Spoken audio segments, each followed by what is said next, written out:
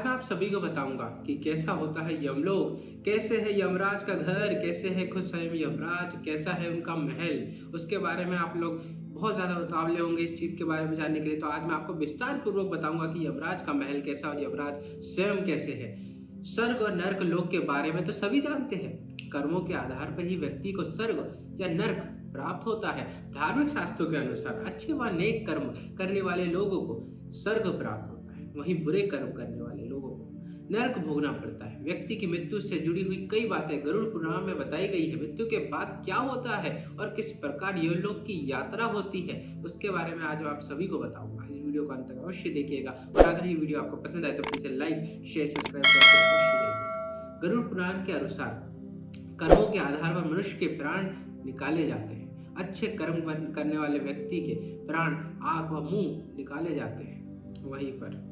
वहीं जहाँ पाप कर्म होता है या बुरे कर्म करने वाले लोग होते हैं, उन व्यक्तियों के प्राण में शरीर के निचले भागों से निकाले जाते हैं। व्यक्ति की मृत्यु के बाद उसकी आत्मा को लेने यमदूत स्वयं आते हैं।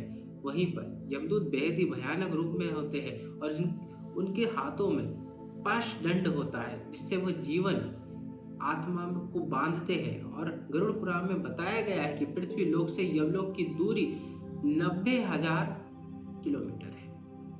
गरुड़ पुराण के अनुसार एक बार यमलोक पहुंचने के बाद उसे जीवात्मा को वापस उसके घर ले जाया जाता है। वहां जीवात्मा अपने मृत शरीर को देखती है और परिजनों से रोता बिलखलाता देखती है। यह सब देखकर वह आप वापस अपने शरीर में प्रवेश कर जाती है। लेकिन यमदेव उसका घर परिवार में मोहभंग जो हो जाता है ना, कर रही वो सारी यात्रा है, उसको जो भी उसने मोह भंग किया होता है, सारी चीज़ें उसने की होती है अपने जीवन काल में, वो सारी चीज़ें उसको दिखाता भी है और फिर से अपनी धरती में भेजता है। उसकी नई यात्रा शुरू करता है। ये सब चीज़ें होने का उसकी नई यात्रा शुरू हो जाती है, जिनने अच्छे कर्म किए होते हैं, ना कि बुरे कर्म। कहते हैं कि मृत्यु के बाद 15 दिन तक आत्मा घर पर ही रहती है और उसके बाद 13वें दिन उस आत्मा को यमदूत लेकर यमलोक पहुंचते हैं। इस दौरान उसको बहुत तड़पाया जाता है। वहीं पर उसको बहुत ज़्यादा पीड़ा सहन करनी पड़ती है। पाप करने वालों को बेहद कष्ट भोगना पड़ता है। इसके बाद जीवन भर यम पूरे जो अंदर से जो बहुत ज़्यादा उसको तड़पना पड़ता है, दर्द सहना करना पड़ता है, क्योंकि यम खुद उसे दंड देते हैं।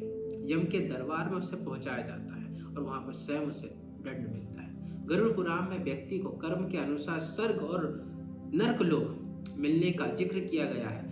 प्राण कैसे निकलते हैं, मरने के बाद आत्मा का क्या होता है, आत्मा कब और कितने समय के लिए यमलोक जाती है, इन सभी सवालों के उत्तर गरुड़ पुराण में हमें मिलते हैं।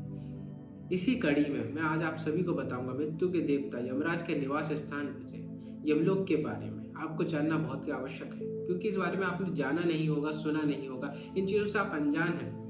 तो आज मैं आप सभी को बताऊंगा यमराज की नगरी कैसी होती है। पहला, गरुड़ पुराण और कुटुपनिषद में यमलोक के बारे में कहा गया है कि मृत्यु लोक के उत्तर दक्षिण में 96 योजनाओं की दूरी पर यमलोक बसा हुआ है। ये दक्षिण की दिशा में हम लोग दीपक अर्जित करते हैं, क्योंकि दीपक यमराज को समर्पित किया जाता है। योजना जो होती है प्राचीन काल की दूरी नापने का पैमान था, तो इसका जो एक योजना होती है वो 4 किलोमीटर के बराबर होती है। दूसरा,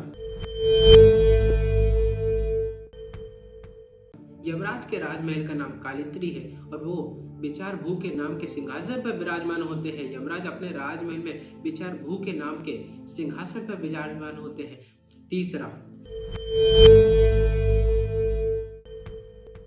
यमराज के महल में 4 दीवारें होती हैं। कर्मों के हिसाब से सारी दीवारें बटी हुई है।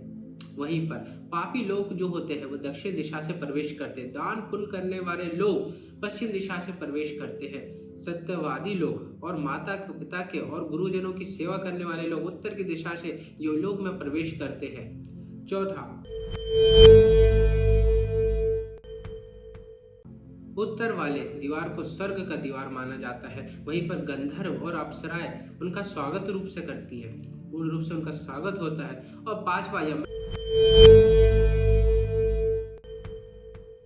के सेवक को यमदूत कहा जाता है। महान और कालपुरुष उनके दोनों रक्षकों में विभाजित किया गया और बेदत द्वारपाल होते हैं। उनके अलावा 2 कुत्ते यमलोक की रक्षा करते हैं।